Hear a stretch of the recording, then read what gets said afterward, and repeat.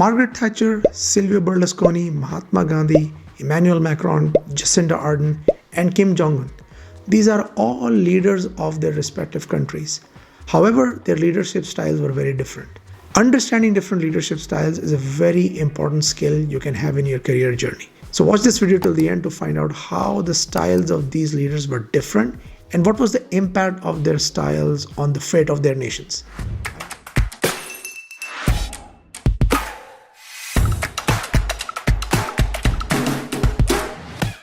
So in my previous video, which I will put a link somewhere here, I explored the 6 different leadership styles with real life examples from the corporate world.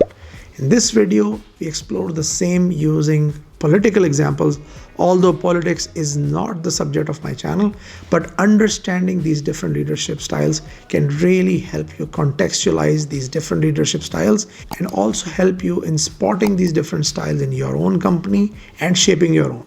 So the first style is the autocratic style of leadership, and there is no scarcity of this style in the political world. The most infamous example I would like to give you today is that of the North Korean leader Kim Jong-un. Kim Jong-un inherited the position of the supreme leader of North Korea from his father in 2011, and since then has consolidated power and ruled with an iron fist. However, he has been accused of widespread human rights abuses, violations, and has been subject to international sanctions and isolation. He is also known for propaganda and censorship to control the narrative in North Korea and to suppress any dissent or opposition to his rule. So very autocratic indeed. And we can see that how his autocratic style continues to isolate North Korea from the rest of the world, which is not necessarily a great thing for the long-term future of the country.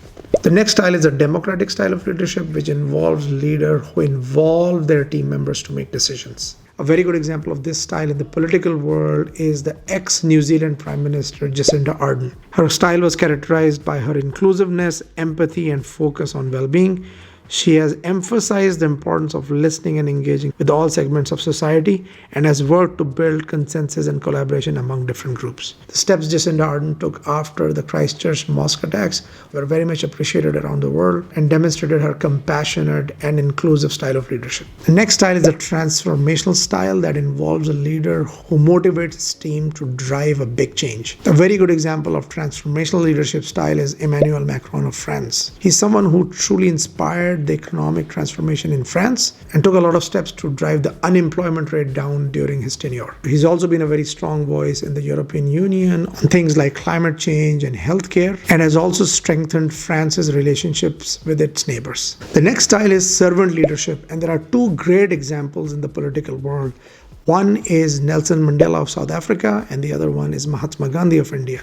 Both of these leaders exemplify servant leadership because they put the needs of their people above their own needs. In case of Mandela, we see that he went to jail for about 27 years just to fight for the rights of his people, and his sacrifice eventually resulted in South Africa getting liberated in 1994. Similarly, Mahatma Gandhi of India, along with his supporters, went to jail a lot of times just to prove the point that without any violence, he could still convince the mighty British Empire to eventually grant independence to India and quit.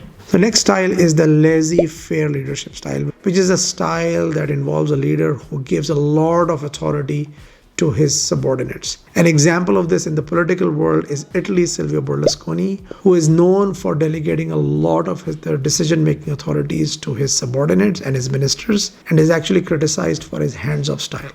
Remember, when we talked about laissez-faire leadership in our previous video, we said that this style will only work when the team members are highly capable. I'm not sure if that was the case with Berlusconi's ministers. Critics of Berlusconi's leadership argue that his hands-off approach allowed corruption and unethical behavior to flourish within the government. He's also criticized for failing to take strong stance on important issues and failing to provide effective leadership during the time of crisis. And the last style is the transactional leadership, which is a very hands-on style of leadership and involves a leader who is very much focused on very specific results. Not an easy example to find in the political world, but Margaret Thatcher, the former Prime Minister of the United Kingdom, is a great example of this. She was so much focused on the economic turnaround of the UK during her time that her policies are actually known as Thatcherism. Her transactional leadership style was particularly evident in her economic policies, which focused on reducing government regulation, privatizing state-owned industries, and encouraging entrepreneurship. It's worth calling out that Margaret Thatcher herself was the daughter of a grocer. So she is someone who rose from the ranks of a very common man all the way up to the Prime Minister. Her economic policies actually fueled the UK's economic growth during that time and helped establish Margaret Thatcher as a key figure in the global conservative movement. During a time when Soviet Union was about to collapse, her policies were seen as much more aligned with the capitalistic values and almost an opposite of what socialism was all about.